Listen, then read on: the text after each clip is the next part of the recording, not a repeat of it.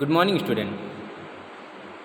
Once again, we are here for E2 reaction. हम लोगों ने इसका पहला वीडियो देखा था जिसमें E1 रिएक्शन के ऊपर हम लोगों ने बात की थी. अब इस वीडियो में हम लोग E2 रिएक्शन की बात करेंगे. E2 elimination 2. ये जो रिएक्शंस हैं इसमें बेसिकली अगर आप देखें तो ये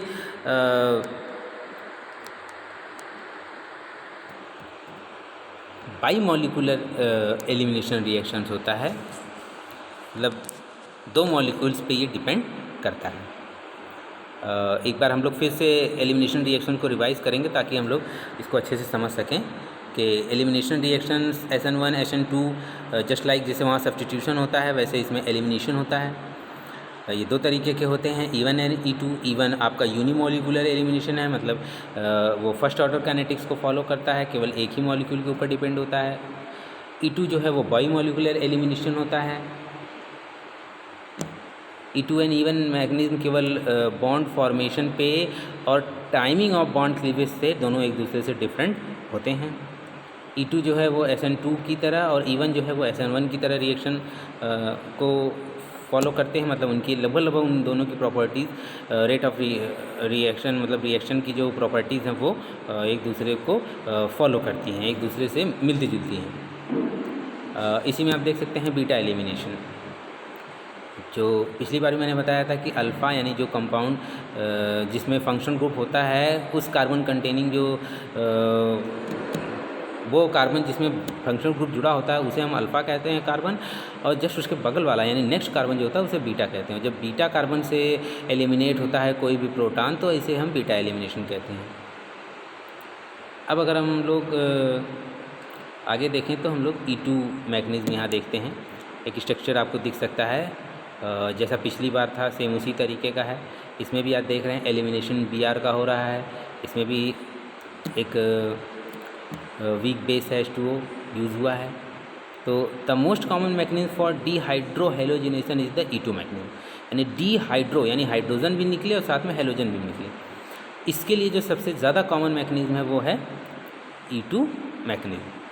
इसीलिए इसको बाई मॉलिकुलर भी कहते हैं. दो मॉलिक्यूल्स एलिमिनेशन होता है इसीलिए इसको E2 मैकेनिज्म कहते हैं.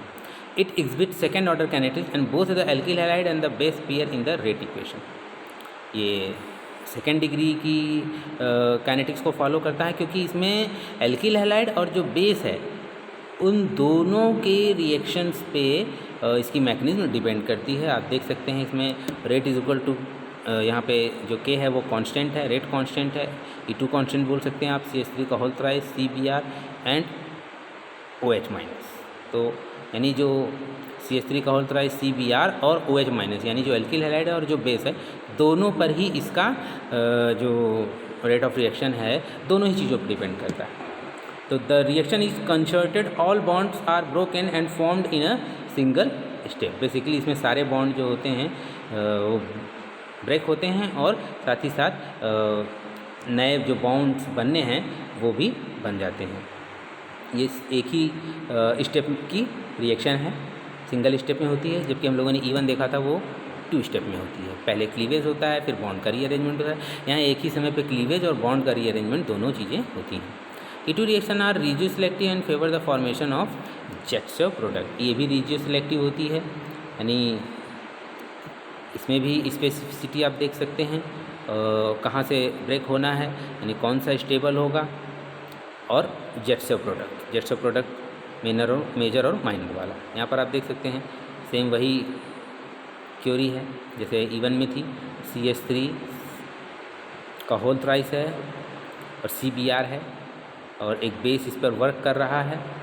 तो यहाँ पर आप देख सकते हैं CH3 CH CH3 C CH2 CH3 यानी माइनर और CH3 और डबल बॉन्ड के साथ एक CH3 जो है ये आपका मेजर कंपाउंड है. तो इस तरीके से आपके सामने एक माइनर और मेजर दो कंपाउंड्स यहाँ पर बने हैं. इसके आधार पर आप इसका E2 और इसकी मैकेनिज्म को समझ सकते हैं. यहाँ पर जैसा कि E1 में था सेम उसी तरीके से, बस अंतर इतना है कि इसमें दोनों ही जो बेस और कंपाउंड हैं उस पर डिपेंड करता है। अगर हम factor affecting the rate of an E2 reaction की बात करें तो there are close parallels between E2 and SN2 manganese in how the identity of the base, the leaving group and the solvent affect the rate. इसमें leaving group और जो solvent होता है दोनों ही इसके रेट को अफेक्ट करते हैं और ये SN2 के मैग्नीज को फॉलो करता है। The base appears in the equation, so the rate of the E2 reaction increases as the strength of the base increases। यहाँ पर बेस का बहुत बड़ा रोल होता है, मतलब बेस अगर बेस की स्ट्रेंथ बढ़ती है तो E2 रिएक्शन जो है वो भी बढ़ेगी। E2 reaction are generally run with strong negatively charge bases like OH minus and OR minus. ये बेसिकली स्ट्रॉन्ग जो बेस होते हैं उनसे रन होते हैं। Polar aprotic solvent increases the rate of E2 reaction. इसमें भी जो पोलर एप्रोटिक सॉल्वेंट्स होते हैं वो E2 रिएक्शंस को रेट को बढ़ा देते हैं। There is a partial breaking of the bond to the leaving group in the transition state, so the better the leaving group the faster the E2 reaction. इस reaction में एक transition state होती है जहाँ पर लिविंग ग्रुप जो होता है वो पार्शली जुड़ा भी रहता है और बॉन्ड की जो फॉर्मेशन हो रही थी वो भी होती है। एक ट्रांजिशन स्टेट ऐसी बनती है। इस ट्रांजिशन स्टेट में जो लिविंग ग्रुप होता है इसी के ऊपर डिपेंड करता है कि कितना तेज़ जो है E2 रिएक्शन हो सकता है। यानी जितना ज़्यादा लिविंग ग्रुप जो होता है वो बेटर होता है, मतलब टेंडेंसी उसके अंदर इसको रिमूव करने की होती है तो वो उतना ही अच्छा रिएक्शन E2 हो पाता है। अगर हम रेट ऑफ रिएक्शन का ऑर्डर देखें तो इसमें RI यानी कोई भी एल्किल आयोडाइड है, फिर एल्किल ब्रोमाइड है, फिर एल्किल क्लोराइड है, एल्किल फ्लोराइड है। तो सबसे कम अगर हम देखें तो एल्किल फ्लोराइड में है E2 रिएक्शन और सबसे ज़्यादा देखें तो एल्किल आयोडाइड में रेट ऑफ रिएक्शन की अगर हम बात करते हैं। फैक्टर तो the SN2 and E2 manganese differ in how the R group affect the reaction rate. जो एल्किल ग्रुप होता है उसी पर सबसे ज़्यादा इसकी मैग्नीज्म डिपेंड करती है, जैसे SN2 में होती है वैसे E2 में भी होती है। As the number of R group on the carbon with the leaving group increases the rate of the E2 reaction increases. तो इसका जो रेट ऑफ रिएक्शन है वो भी आप देख सकते हैं कि जितना ज़्यादा से ज़्यादा R जो है R ग्रुप जो है यानी एल्किल ग्रुप जो है वो कार्बन पे होगा, मौजूद होगा लिविंग ग्रुप के रूप में, वो रेट ऑफ रिएक्शन उतना ही बढ़ता है। यहाँ पर देख सकते हैं RCH2X first degree, R2CH second degree and R3CH third degree carbon है ना। ये आपने first degree, second degree, third degree carbon हम लोगों ने IPAC में देखा हुआ था। उसमें जब कार्बन के साथ 3 सब्स्टिट्यूशन होते हैं तो वो टर्शरी कार्बन, फिर सेकेंडरी कार्बन, 2 सब्स्टिट्यूशन है तो सेकेंडरी कार्बन, यहाँ पर ये प्राइमरी कार्बन। तो प्राइमरी कार्बन में E2 रिएक्शन बहुत कम, फिर उससे ज़्यादा सेकेंडरी कार्बन में और सबसे ज़्यादा टर्शरी कार्बन में E2 रिएक्शन जो है वो देख सकते हैं हम लोग। The increase in E2 reaction rate with increasingly alkyl substitution can be rationalised in terms of transition state stability. जो ट्रांजिशन स्टेट स्टेबिलिटी है उस पर E2 रिएक्शन जो होता है वो मैकेनिज्म को वहाँ पर आप इसको बहुत ज़्यादा डिपेंड करता है। कहने का मतलब है जो ट्रांजिशन स्टेट हमने आपको बताई कि उसमें एल्किल ग्रुप जो होगा वो अटैच भी होगा वहाँ पर और साथ ही साथ बॉन्ड की जो फॉर्मेशन है वो भी हो रही होगी। एक ट्रांजिशन स्टेट होती है फाइनल प्रोडक्ट बनने से पहले। In the transition state, the double bond is partially formed. Thus, the transition state for a more substituted alkene is lower in energy, reducing the activation energy for the reaction and making the reaction faster.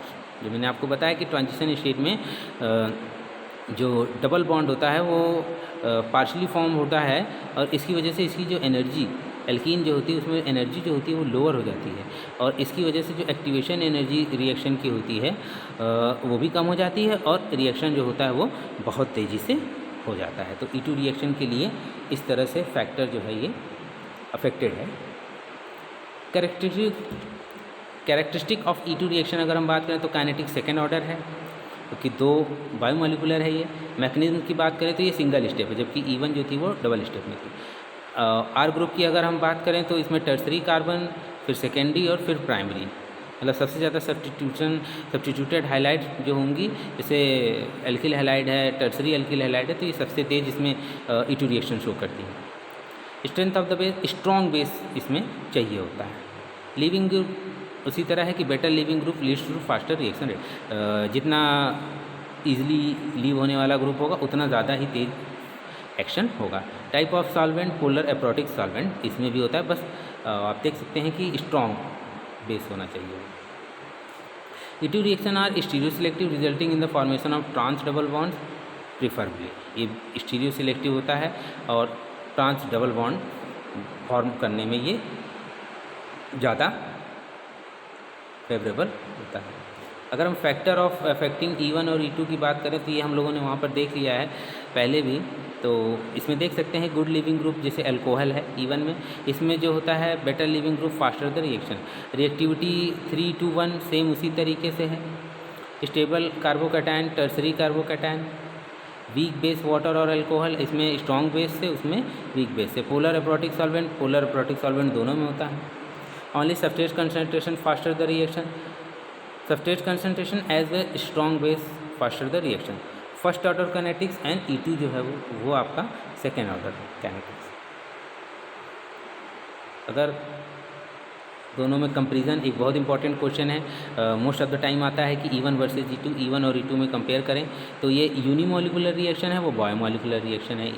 E1 जो है 2 step reaction है, E2 जो है 1 step reaction है। E1 जो है carbocation intermediate formed है, ये नो कार्बोकैटायन इंटरमीडिएट फॉर्म है। ये no transition state is form, इसमें ट्रांजिशन स्टेट होती है।